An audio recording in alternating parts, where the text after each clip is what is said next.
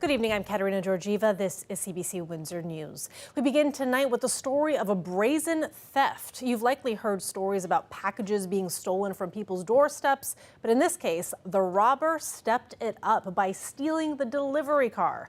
The bold and potentially dangerous heist was caught on camera. Jacob Barker has more. It all happened in a split second. On a residential street in a South Cameron neighborhood, a delivery person was caught unaware while delivering a package, and it was all caught on a front door camera like this one. Asad Mir says what happened at his front door Wednesday morning was surreal and something he never expected. I was about to leave for work and then the doorbell rang. Saw him out the window, and then by the time I got to the door, I seen him running toward his van, and I seen guy jumps out of another car, gets in his van, drives off. According to police, the delivery person had left the van running. Mir says after the video cut out, he saw the man chase the van on foot and try to get in, but he wasn't able to hold on and hurt his elbows and knees. I quickly got out, got in my car, drove it to Dominion Road, and then I saw the delivery guy, told him to get in the car, see if we can follow him, but they just disappeared all of a sudden. The delivery person was working for a company called Dragonfly. It confirmed that a vehicle operated by an independent contractor had their vehicle stolen, and it was later recovered. Mir says there was a gray SUV tailing the delivery van he believes was involved in the incident. He says he feels bad for the driver. His employer was kind of getting mad at him because he left the key inside. The street is busy. There's nowhere he could have parked. Even if he did park, I guess he left the key inside. I haven't seen anything like that. Windsor was always considered to be the safer spot. That's why we moved from Brampton in 2006. I gotta put more cameras outside my house, which I plan on doing sometime soon. Windsor police say they found the vehicle abandoned near a wooden lot on South Cameron Boulevard.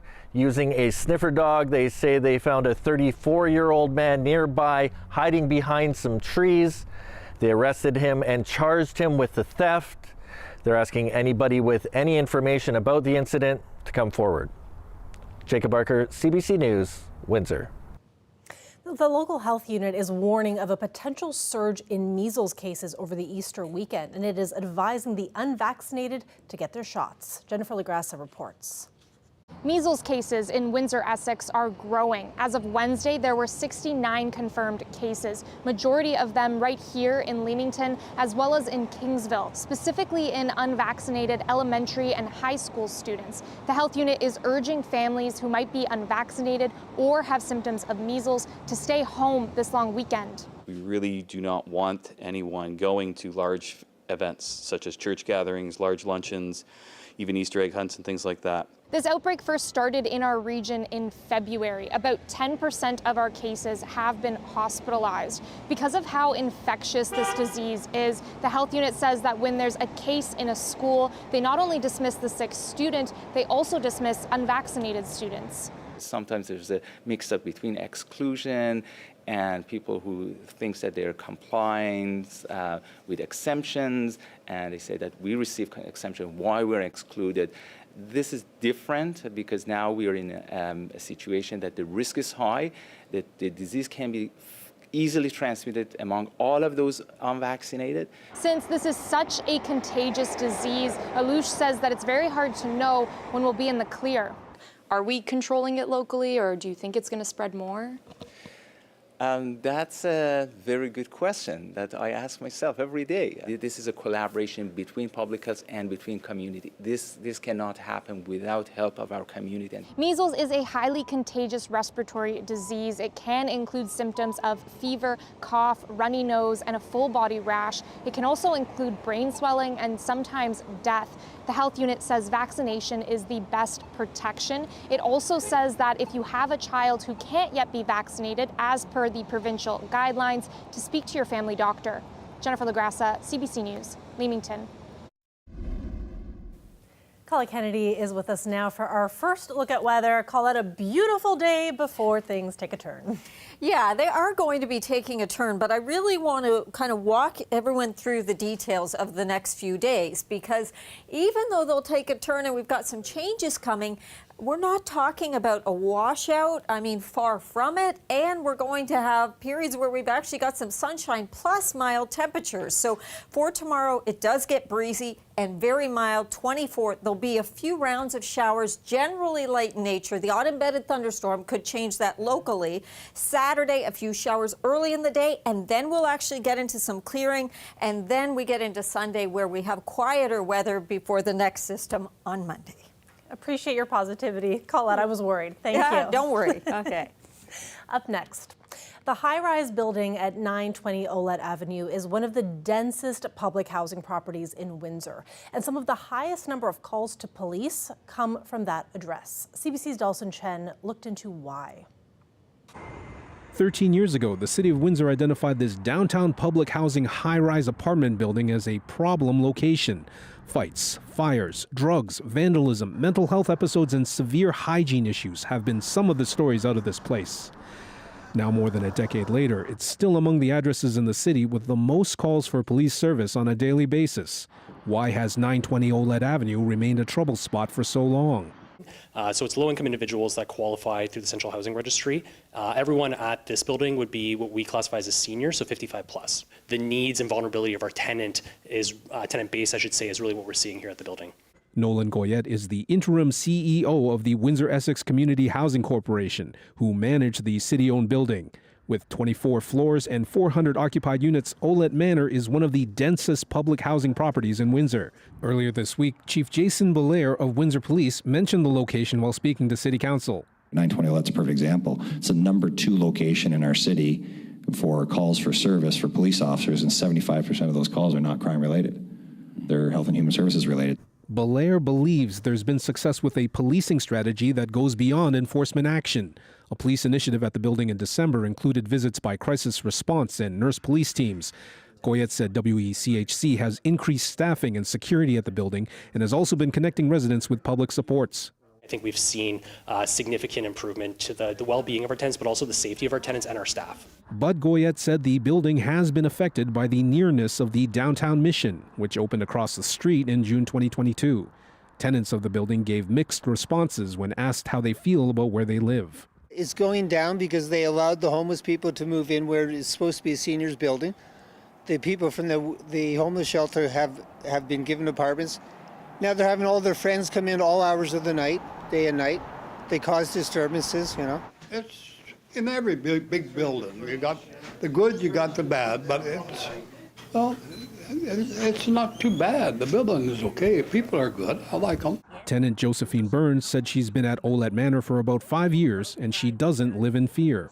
I haven't experienced any. Oh, I shouldn't say that. Once, about a week and a half ago, a man out here on the street was going to nearly hit me, nearly punched me in the face, but that's the only time. Goyette said the WECHC considers 920 Olette Avenue critical to its housing resources. The corporation continues to invest in the property, and although the building continues to require police attention, he hopes the public can see past Olette Manor's reputation. 95% of our tenants here, if not more, they're excellent tenants. They're great. We have a lot of events here. Our staff like coming to 920 Olette. It's a very lively building. Dalton Chen, CBC News, Windsor. The federal election day is less than 2 weeks away, and over the course of the campaign, we've been highlighting our local ridings. Tonight, we turn our attention to Windsor West. Jennifer LaGrassa reports. Windsor West has been an NDP stronghold for more than 2 decades. Brian Massey has held onto his seat here since he first got elected in 2002. The people that I spoke with said that the country needs a change. The biggest issue for most people is that they don't like the current status quo. So, I mean, and I would agree. I think something does need to change. You see what's happened under a liberal government, and I think it's time for a change. The riding has seen a lot of investment in recent years, from the Gordie Howe Bridge, expected to open later this year, to Ojibwe, which will become a national urban park. The area is also home to the University of Windsor and St. Clair College campuses. Here's what some voters say are key for them this election. In recent years, Windsor has had some of the highest unemployment rates in the country. That, paired with record inflation, means that young people in the region want to look to a more promising future. Because everything is so expensive. You go to the grocery store and like you look at produce and you think, I used to be able to afford that and now can't. We're in an economy right now where things are like so expensive, but people are like working like part-time jobs or like hourly paid jobs, you know, and they're like struggling to keep up with that, living paycheck to paycheck. I've had a very difficult time finding a job. I've never really worked before. I've done co-op and volunteering. But finding a job has been challenging. If they're not going to build more houses, eventually, like my entire generation is going to be priced out of home ownership. It just won't be possible to own a home. I know the housing issue has become very bad in Canada lately. Like the pricing of housing has increased, and at the same time, there isn't enough housing going on. So I'm hopeful to see somebody like good win, so they could do something good about affordable housing and helping the homeless. Everything I've been hearing about what their Conservatives are doing is making more and more sense, like build more pipelines, axe the taxes so that homes aren't so expensive.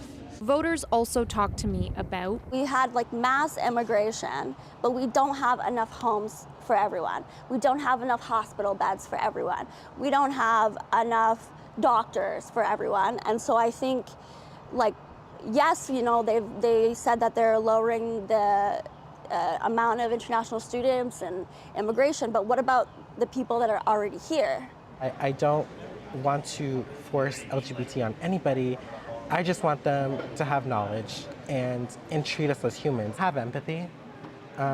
It's very lost to vote with empathy these days. Windsor West has 7 candidates. The election is April 28th. Jennifer LaGrassa, CBC News, Windsor. And now a story that is sure to warm your heart. A birthday boy who is celebrating more than a century of life. I spoke with him and his son earlier today. Hi, Frank Woods here. I'm 103 years old. So, Frank, congratulations on 103 years. How do you feel? Well, I was knocked out by a German rocket. So I got bad shoulders, bad hips, bad legs, but I can still get around. So far, so good. Hi, my name is Dan Woods, and I am Frank Redwoods' son. Oh, 103 is, I would never have thought that anyone in my family would live that long. How special he is to me is that, I'm actually adopted. So he brought me in and he, raised me. I have no other siblings, so it's just me, and I do whatever I can to look after my dad. I lived in the United States for just over a decade when he was still doing quite well on his own.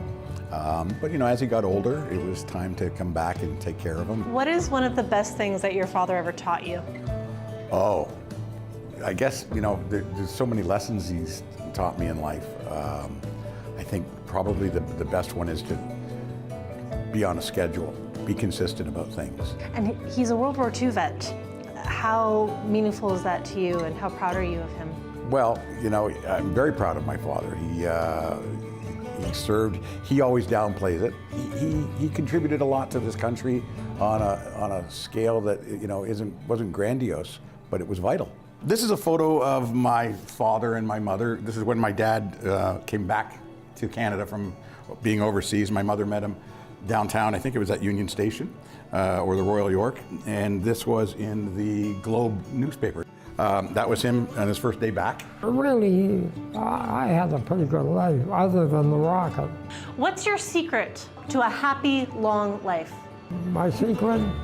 The only thing I can say, well, first, you can't be a worrywart. That's number one. Years ago, he used to tell me, if you want to live a long life, run faster than a jealous husband. That's another one, yeah. 103. Who would ever thought you would be? Happy birthday. Thank you.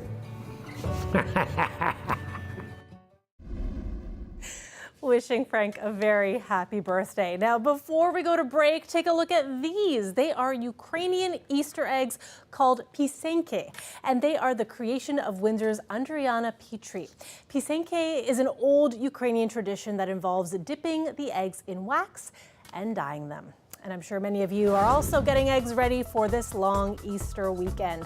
A live look outside there. It's been a gorgeous day. Things are going to take a bit of a turn, but won't be as bad as I thought, at least. Stay with us. We'll have more news after the break.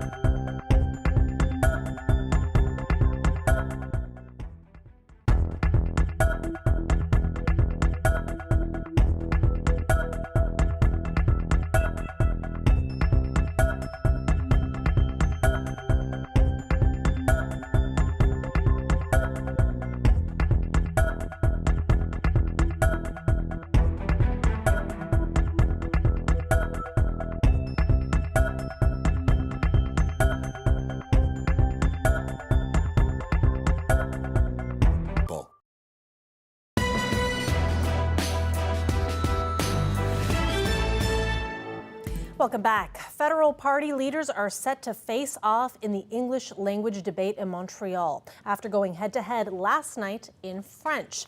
They'll meet for the final time before voters head to the polls on April 28th. As Julia Wong reports, it's expected Liberal leader Mark Carney will once again be the main target. Bonjour, ça va? Hours before taking the debate stage, NDP leader Jagmeet Singh made the rounds at a Montreal market, talking with shoppers. We got dental care and pharmacare done. And making sure to buy Canadian. First of all, these are made in Quebec, so that's good. Conservative leader Pierre Poilievre and Bloc Québécois leader Yves-François Blanchet opted for a more low-key day, doing debate prep. Stopping by a Montreal institution for smoked meat Liberal leader Mark Carney posed for photos, signed autographs, and chimed in on the Debates Commission, which organizes the leaders' debates. I think there's value in the having an independent body that sets the rules for the debate and prosecutes them. I think some of the decisions, I'm sure, will be called into question, but I don't think it's for the political leaders to be making those determinations. The commission facing controversy after it kicked the Green Party out of the debate last minute for not running enough candidates. Treya Humphrey with Rebel News.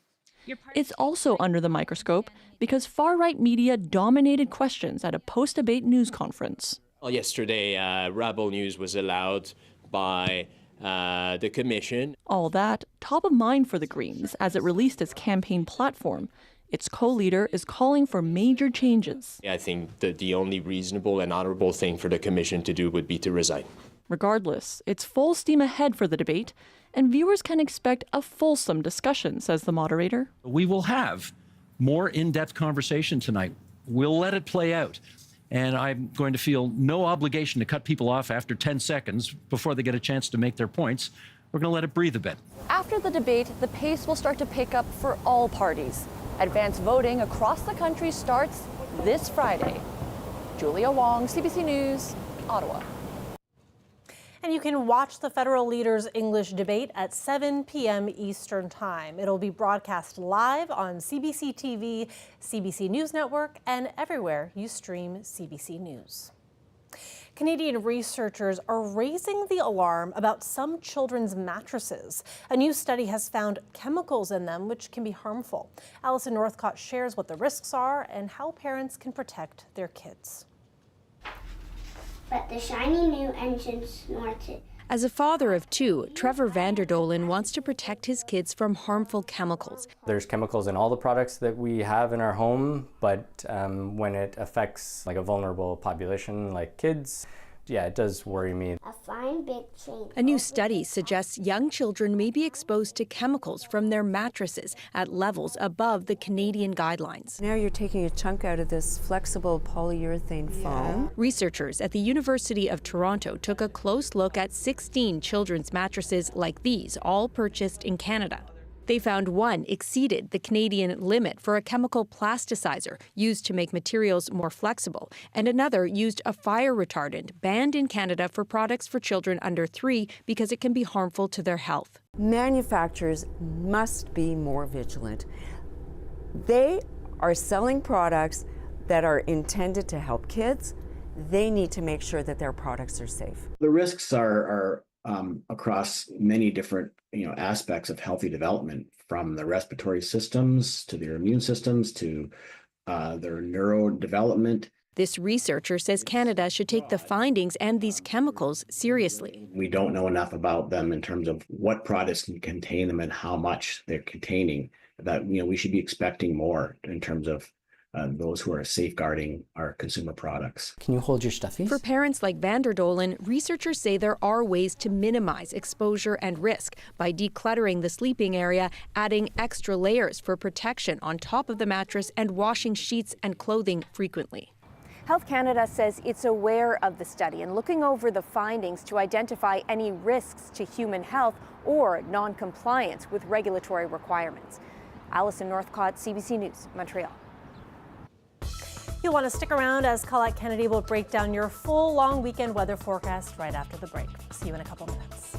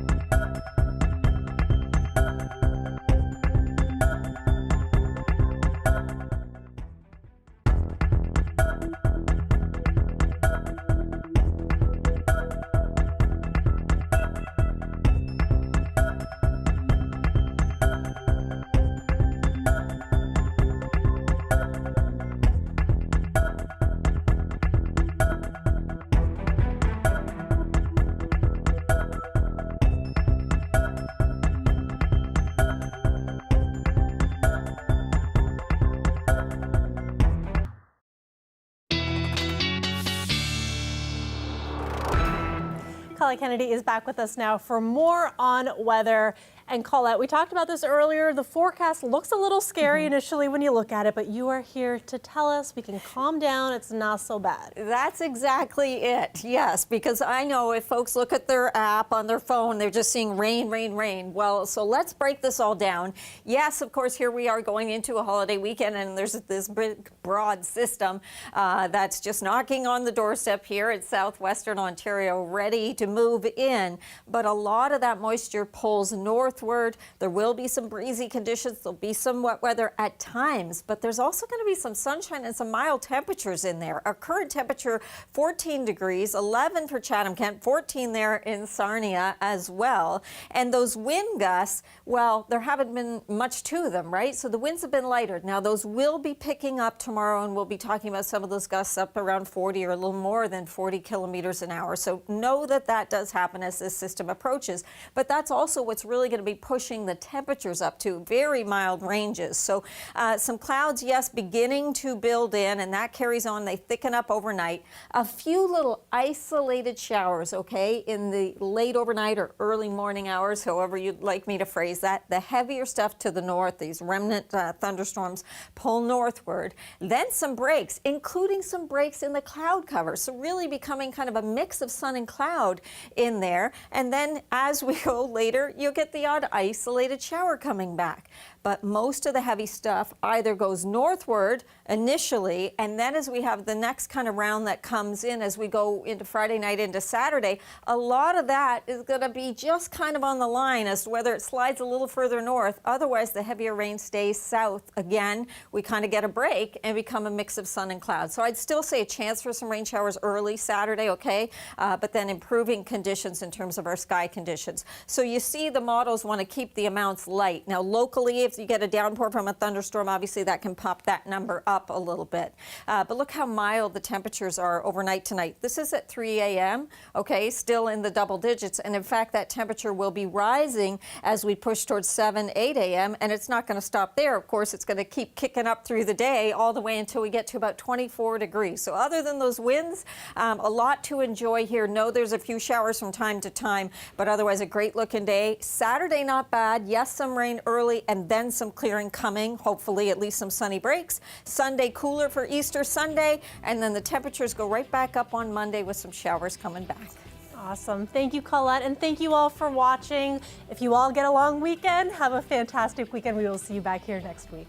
Good night.